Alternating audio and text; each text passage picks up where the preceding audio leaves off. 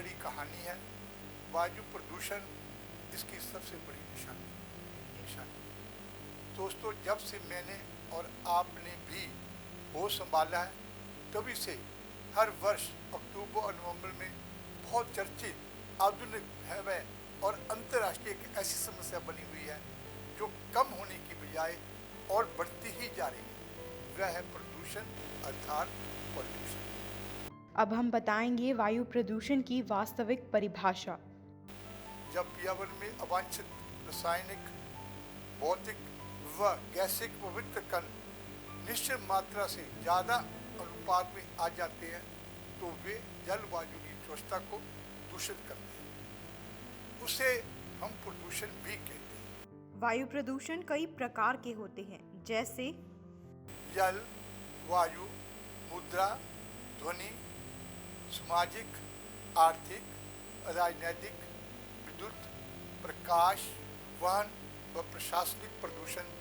वायु प्रदूषण में ऐसे अवांछित गैस, धूल भारी तत्वों जैसे रासायनिक, जैविक कण उपस्थिति से पर्यावरण प्रभावित हो जाता है, जो प्रकृति, जीव जंतु और मानव के लिए हानिकारक है। अब हम जानेंगे वायु प्रदूषण के कारण। प्राकृतिक, मानवीय और कृत्रिम। प्राकृतिक स्रोतों में प्रकृति से उत्पन्न होने वाले प्रदूषण जैसे ज्वालामुखी से निकली राख, बरसाइन और जहरीली गैसें। आंधी तूफान के समय उड़ती धूल, वनों में लगी आग से उठा धुआं और कचरा इत्यादि। दूसरा स्रोत जो प्रदूषण का मुख्य कारण है वह है कृत्रिम स्रोत, जैसे उद्योग और उद्योग से उत्पन्न हुए सहपात जो अहितकारी होते हैं, जिनकी उपस्थिति मनुष्य, वन जीव जंतु के स्वास्थ्य के लिए हानिकारक है। औद्योगिक इकाइयों से निकलने वाला धुआं तथा रसायन प्रदूषण का मुख्य कारण।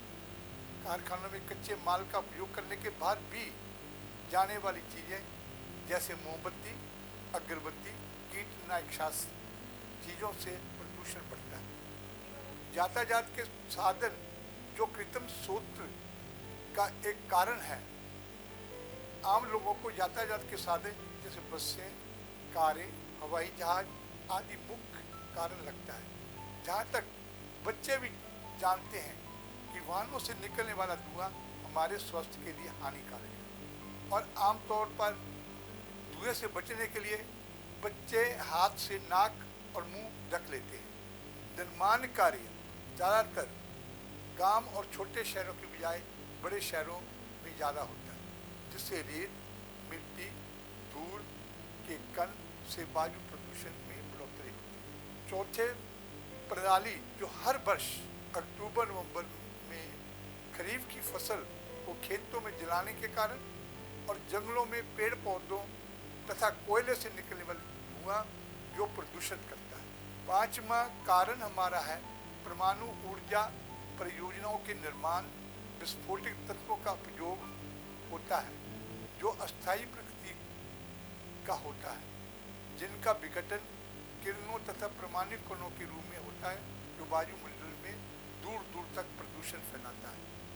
छठा, बाजारों तथा पुराने मकानों के आसपास कचरे के ढेरों से सड़क पर बंद नालियों की गंदगी से वायु प्रदूषण भी होता है। मानवीय स्रोतों में मानवीय कारण सबसे पहले जनसंख्या और उसके दुष्परिणाम होते हैं। बढ़ती हुई जनसंख्या के कारण विभिन्न साधनों में वृद्धि हो रही है।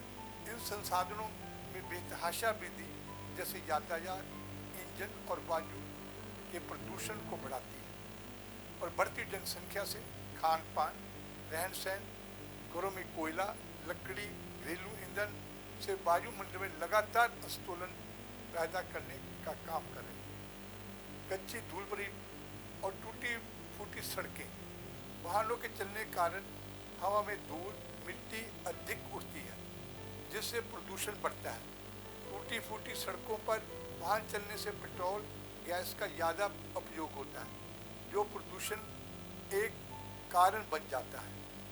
अन्य कारणों में अक्टूबर नवंबर महीने में ज़्यादा त्योहारों के कारण सफाई जैसे सफ़ेदी, स्प्रे तथा फर्नीचर की पॉलिश बनाने में तरह तरह के विलायकों का प्रयोग किया जाता है। घर से निकलने वाला कूड़ा, जगह जगह पटाखों के जलने का प्रदूषण बढ़ जाता है और हवाओं में जहर घुलता है, जिससे सांस और आंखों से जुड़ी बीमारियां उत्पन्न होती हैं। बीमारी रूपी मुसीबत सभी के हिस्से में आई है, चाहे थोड़ा चाहे ज़्यादा, सब ने प्रदूषण फैलाई है। अब हम जानेंगे वायु प्रदूषण के दुष्प्रभाव के बारे में। वायु प्रदूषण होने से मनुष्य, पशु, पक्षियों को गंभीर समस्याओं का सामना करना पड़ता है, जैसे सर्दी, जुकाम, खांसी, साइनोसाइटिस, फेफड़ों की दूसरी बीमारियां उत्पन्न होती हैं। आंखों में धुआं और प्रदूषित धूल के कारणों से कंजक्टिवाइटिस हो जाता है। कई बार अंधापन भी हो जाता है, जहाँ तक ये कानों को भी कमजोर करती है तथा त्वचा से जुड़ी हुई कई बीमारियां भी उत्पन्न हो जाती हैं। अगर यही बीमारियां लंबे समय तक चरम सीमा पर पहुंच जाती हैं और घातक हो जाती हैं। प्रदूषण से सर्दियों में कोहरा छाया रहता है और इससे वाहन चालकों को कम दिखने पर दुर्घटना होने की आशंका बढ़ी है। ओजोन परत हमारी पृथ्वी के चारों ओर एक सुरक्षात्मक गैस की परत है, जो हमें सूर्य में आने वाली हानिकारक अल्ट्रावायलेट किरणों से बचाती है। वायु प्रदूषण के कारण इस परत में कमी आने से कैंसर का खतरा अधिक बढ़ जाता है। वायु प्रदूषण पृथ्वी का तापमान भी बढ़ाता है, क्योंकि सूर्य से आने वाली गर्मी के कारण पर्यावरण में carbon dioxide, methane, nitrogen dioxide व दूसरी गैसों का प्रवाह कम नहीं होता, जो कि हानिकारक है।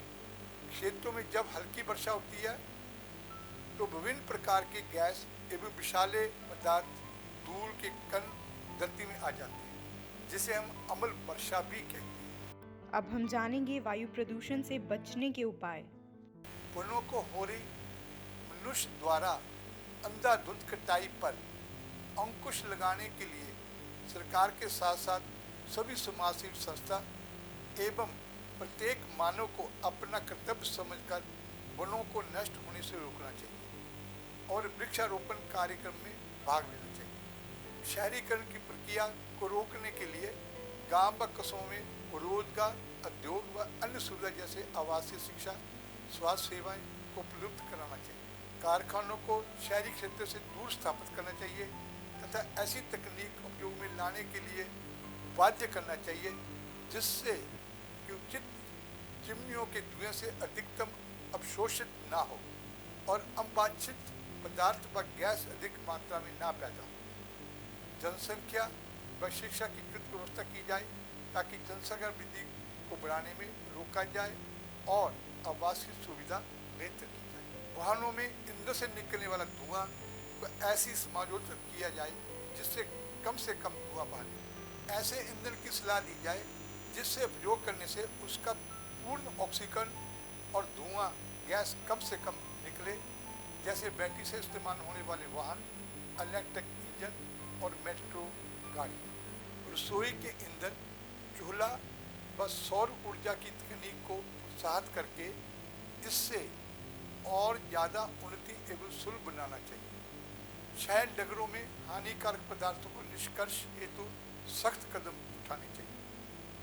इन सभी चीज़ों को बच्चों के पाठ्यक्रम और स्कूल में अच्छी तरह समझाना चाहिए। समाचार पत्र, टेलीविज़न, सोशल मीडिया के द्वारा चेतना व जागृति फैलानी चाहिए। हमें स्वास्थ्य अभियान पर जोर देना चाहिए तथा सरकार को कृत्रिम वर्षा पर आपातकालीन और ठोस कदम उठाने चाहिए और जगह जगह प्रशासन को आयोनाइजर और एयर प्यूरिफायर लगाने चाहिए। बढ़ते प्रदूषण की जानकारी होने वाली हानियों के प्रति मानव समाज को सचेत करने हेतु प्रचार और प्रसार करना चाहिए। इन सभी कारणों, बुरा प्रभाव और विचारों को जानते हुए भी लगातार हर वर्ष सुप्रीम कोर्ट, हाई कोर्ट में तथा सोशल, पॉलिटिकल, एडमिनिस्ट्रेटिव कॉन्फ्रेंसेस, संस्थाओं में विचार विमर्श, आलोचना की जाती है, परंतु चर्चा होने के बाद भी बढ़ता प्रदूषण पर स्थायी उपचार नहीं निकल सका और हर वर्ष प्रदूषण कम होने की बजाय बढ़ता ही जा रहा है। इंडियन पीस मिशन व इंटरनेशनल पीस मिशन का मानना है कि अगर ऐसी व्यवस्था की जाए जिसमें शिक्षा, स्कूल, कॉलेज व्यवसायिक संस्थान, बाजारों का क्षेत्रीयकरण दैट इज रीजनलाइजेशन कर दिया जाए तो हमारे वाहन कम इस्तेमाल होंगे और नज़दीक होने के कारण मनुष्य अब आसानी से एक जगह से दूसरी जगह पाएगा। जैसे दिल्ली में आमतौर पर देखा गया है कि बच्चों को पढ़ाने के लिए दूर दूर भेजा जाता है और उसके लिए अनावश्यक बसों और वाहनों का इस्तेमाल किया जाता है। इसके बजाय अगर यही स्कूल घरों के आसपास हो जाए और अभिभावक भी अपने बच्चों को नज़दीक के स्कूल में पढ़ने की प्राथमिकता दें, इसी हमारे स्वस्थ व व्यावसायिक सेवाओं का क्षेत्रीकरण हो जाए तो वाहनों का कम उपयोग होने से प्रदूषण भी कम होगा।